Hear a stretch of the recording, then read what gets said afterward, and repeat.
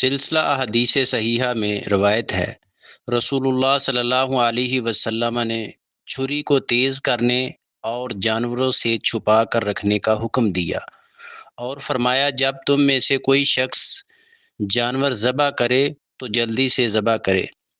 اس حدیث کا مفہوم یہ ہے، اسلام ہر ایک کے ساتھ نرمی ہمدردی کرنے کا حکم دیتا ہے۔ چھری کو تیز کر کے ذبح کرنے سے جانور کو کم تکلیف ہوگی۔ جانور کے سامنے چھری تیز کرنے سے جانور ڈر جاتا ہے، جبکہ اسلام بغیر کسی وجہ کے کسی کو بھی ڈرانے سے منع کرتا ہے۔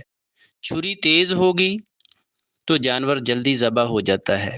کند چھری سے جانور ذبح کرنا، یا جانور کے سامنے چھری تیز کرنا، یا جانور کے سامنے دوسرے جانور کو ذبح کرنا ظلم ہے اور نبی کریم صلی اللہ علیہ وسلم کی سنت کے مخالف ہے۔